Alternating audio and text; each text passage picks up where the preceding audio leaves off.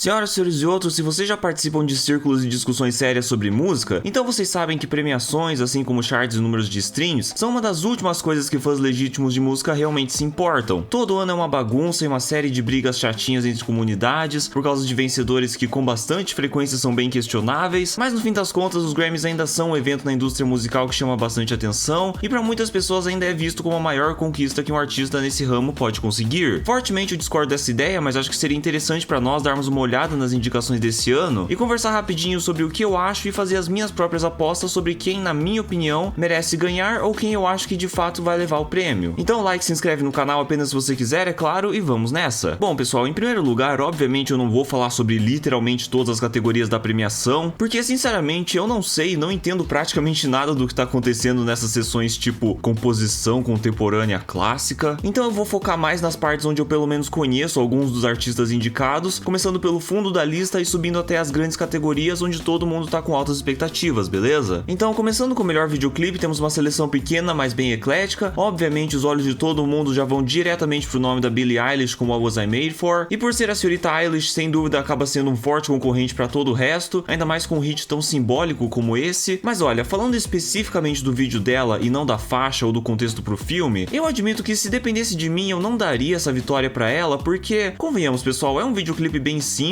talvez um dos mais básicos que ela já fez, mesmo sendo bem significativo. E vendo a competição, temos o clipe dos Beatles, que visualmente é bem bonito, com toda a estética e efeitos de pinturas, mas ao meu ver é provavelmente o que tem menos chances de ganhar. O Rush do Troye Sivan, sem dúvidas, teve bastante repercussão graças ao vídeo, trazendo algumas das performances mais sensuais e calorosas do ano inteiro. Calm Me Out é disparado a escolha mais conceitual e séria da lista e um dos melhores clipes que o Kendrick já fez. E pessoal, esse In Your Love do Tyler Childers é com certeza o mais desconhecido pela nossa galera aqui no Brasil, porque caso vocês não saibam, é um single country, e eu sei que muitos de vocês já podem estar desconsiderando ele só por isso, mas acreditem em mim, gente, eu já vi o vídeo no passado, e realmente no que se refere à direção e dedicação em formar uma história e narrativa mesmo, Win Your Love merece sim ser indicado e reconhecido pelo seu esforço. Então, por mais que sim, há chances fortes da Billie ganhar, pessoalmente eu estarei torcendo tanto para o Kendrick quanto para o Tyler, com uma menção honrosa para o Troy. Pra mim, se qualquer um dos dois ganhar, eu estarei satisfeito. Em seguida, a melhor música feita para mídia visual, onde, como era esperado, vemos uma dominação total de tracks da Barbie, ocupando 4 das 5 indicações. Definitivamente não vou torcer pra Dance the Night da Dua Lipa. Não é uma música ruim, ela é bem divertida, mas pra mim não é material digno de vencedor de Grammy. O mesmo vale pra Barbie World, eu sei que foi um hit absurdamente famoso e bem sucedido, mas pra mim é um lançamento bem mais ou menos. Lift Me Up da Rihanna possui bastante valor emocional e sério, afinal foi a música principal do filme do Pantera Negra, trazendo de volta a memória do Chadwick Boseman, e por causa desse ponto eu consigo imaginar ela ganhando a categoria, mas falando por mim apenas, é outra música que particularmente eu não curto muito fora desse contexto sentimental, e com isso sobra novamente What Was I Made For, que nesse caso sim eu estou disposto a apoiar. Foi uma das melhores faixas da soundtrack e representa um ponto crucial para toda a ideia e mensagem do filme, e claro, I'm Just Ken, que na minha opinião é disparado a escolha mais divertida e animada desse conjunto. De novo, eu consigo ver Lift Me Up como um oponente forte, mas no momento eu gostaria mais de ver Billie ou Ryan com as mãos no troféu. E sobre melhor soundtrack para mídia visual, eu começo dizendo que eu não vou comentar sobre esse do Indiana Jones pelo simples fato de que eu não ouvi nem vi o filme, então deixa quieto. The Fabelmans eu sei que foi muito bem elogiado pela crítica, mas sinceramente eu